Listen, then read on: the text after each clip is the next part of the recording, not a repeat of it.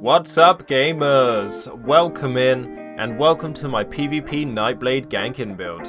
You might have noticed that the meta this patch is just for people to run super tanky builds with well over 35k health, which makes ganking with a Nightblade pretty difficult. But it is possible with the right build and a lot of patience. This build has that huge Nightblade burst potential for the sneaky plays. If you want the quick version, then check out my 1-minute build video, where I quickly go over the sets and skills in under a minute. I'll leave the link to that in the description. But if you want the full version, then stay right here and we'll get stuck into the full build.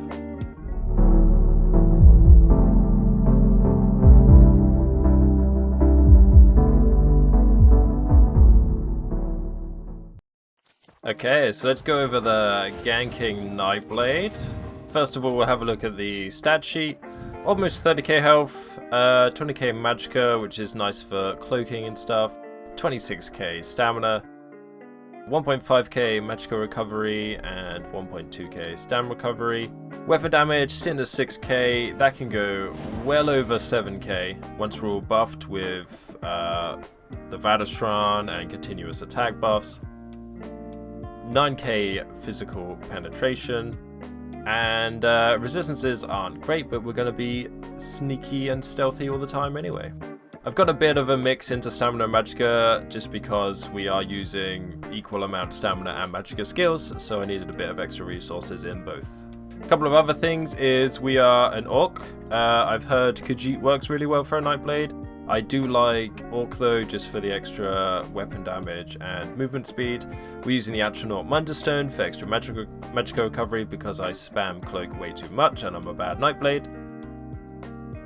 And we are a stage 2 vampire. The reason we are stage 2 is so we can get this passive that gives us an extra 300 weapon and spell damage when we leave sneak.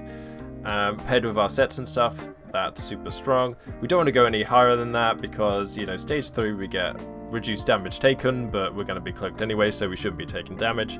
And, you know, the higher stage you are, the more risky it is on your sustain. And also we are using the Bewitched Sugar Skulls for the extra stats as well.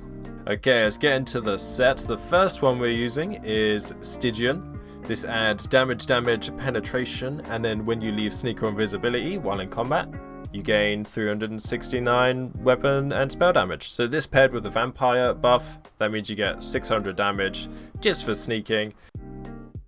This is a great set for a Nightblade. We've got this on 5 body pieces, so it's a medium set, so we've got it on the chest, belt, feet, legs, and hands. Nice and easy. And then on the front bar we are running Red Mountain, which adds damage, stamina, crit chance, and then when you deal damage with a weapon, you spawn a volcano that erupts after 1 second, launching liquid hot lava and dealing flame damage. This is a great set, especially when you get that guaranteed stun.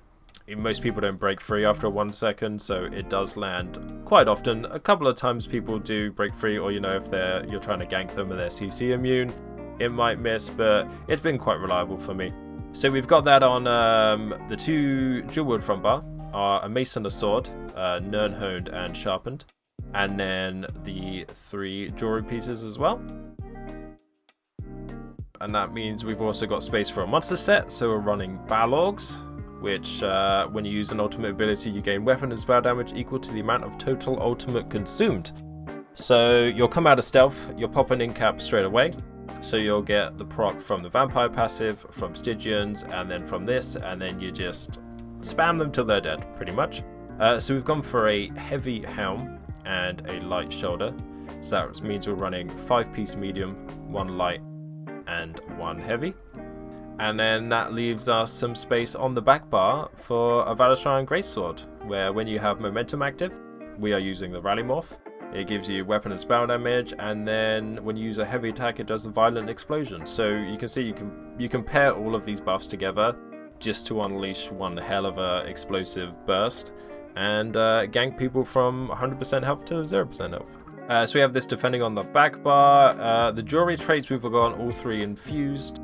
I've gone 1 magicka recovery, 1 stamina recovery, and 1 damage. You could probably put more damage on. I am kind of new to Nightblade, to be honest, and I'm I panic spam stealth because I'm not very good at it. So I run out of magicka a lot. So you probably won't need that. You probably put more damage on.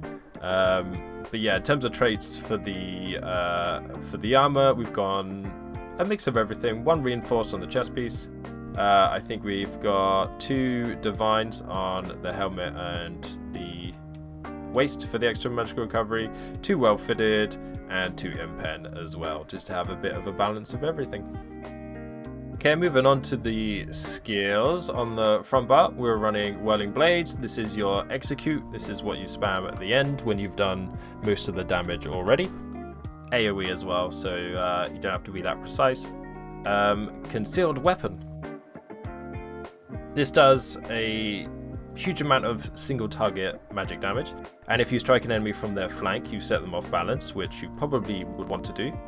When you leave sneak and invisibility or major expedition ends while in combat, your damage done is increased by 10%, so that's another extra 10% damage when we leave sneak. And you gain minor expedition when you have it slotted as well, so we are a bit speedy. This is Cloak, Shadowy Disguise. This makes you go invisible, and then your next direct damage attack used within 3 seconds will always be a critical strike. So this is our one source of survivability, pretty much.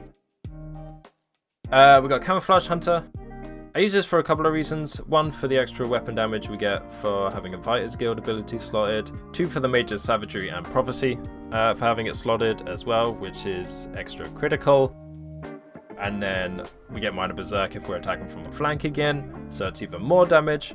But the thing that has saved me, well, the way this skill has saved me is against other Nightblades, because if they can bring you out of stealth but you can't bring them out of stealth, that means you can't hide and then they just burst you down. So at least if none of you can stealth, it's a fair fight and you might have a chance. But so it saved me in several ways with that. Merciless Resolve. This is focus your sense for 40 seconds, increasing your weapon spell damage by 60 for every light or heavy attack you do. And then you can proc Assassin's Wheel, which does a huge amount of damage. This is good for extended fights. I don't use it very often when I'm sneaking in and out ganking, but it's a huge amount of damage when you can get it in the right situation. And of course, Incapacitating Strike. This is the huge hitting, stunning, death-dealing ultimate that we need. Ravage an enemy with a swift strike, dealing disease damage and causing them to take 20% more damage from your attacks for 6 seconds. So what you'll do is you'll come out of Cloak, hit this first, or heavy attack into this, and then I usually hit them with 1 concealed weapon, and then I start spamming Whirling Blades until they die, and then I sneak away with Shadowy Disguise. So using this will also proc our Ballogs as well, which gives us even more damage. And you restore magic and stamina when you deal light and heavy attacks as well. Then on the back bar, we have Siphoning Attacks. Again, I'm a terrible Nightblade. I ran a magicka. You won't need this. You're a better Nightblade than me. You could probably switch this out for something else. Maybe Shadow Image, so you can get in and out of the fights easier. Something like that. You probably won't need this, but I need this. Race Against Time. This is our movement speed and extra crit damage by 10%.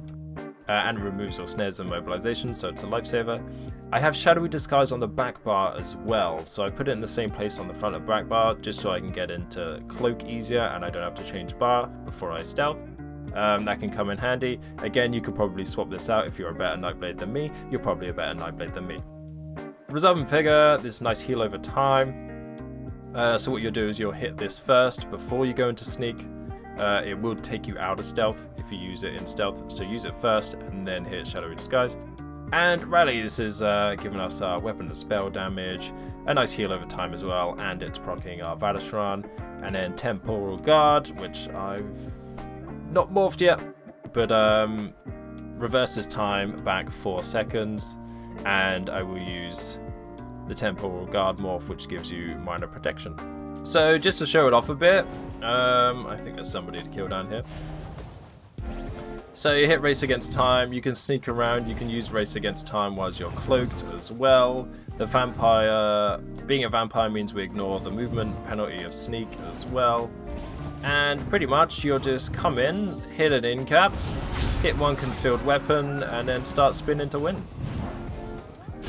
And it procs so much damage. See, we can get well over 7k with continuous attack and other buffs as well. And there you go, 9 times out of 10.